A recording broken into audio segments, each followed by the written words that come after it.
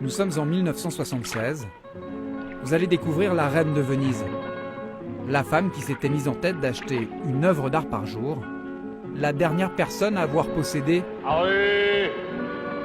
sa gondole privée. Je m'ennuyais beaucoup et je voulais une occupation. Je venais de me divorcer.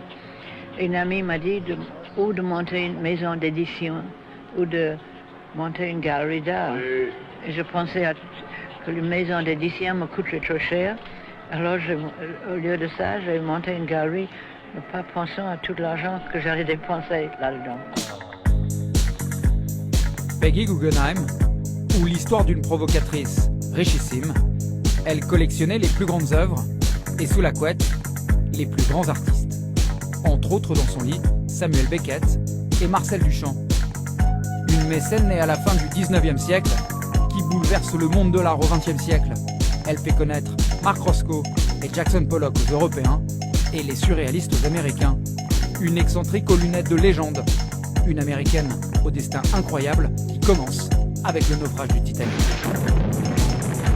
Une vie à tambour battant entre Paris, Londres et New York et qui s'achève ici, à Venise, sur le Grand Canal. Peggy Guggenheim est une figure emblématique de Venise, notamment grâce à son rôle dans le monde de l'art moderne. Elle a ouvert la collection Peggy Guggenheim, un musée situé dans le Palazzo Venier dei Leoni, sur le Grand Canal. Voici quelques éléments importants à connaître sur elle et sa connexion avec Venise. Peggy Guggenheim était une collectionneuse d'art américaine et une mécène influente. Elle a consacré sa vie à soutenir et à promouvoir l'art moderne.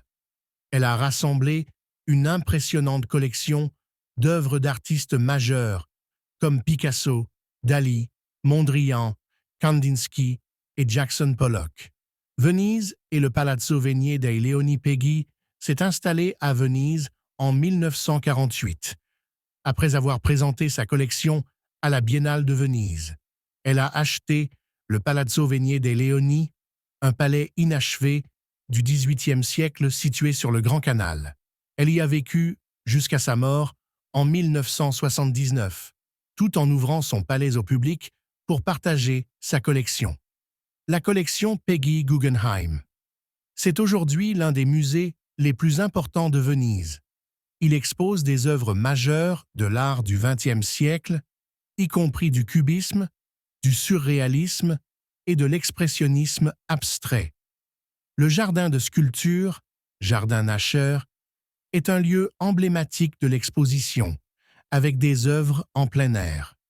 Si vous prévoyez une visite à Venise, un passage par la collection Peggy Guggenheim est incontournable pour les amateurs d'art et d'histoire culturelle.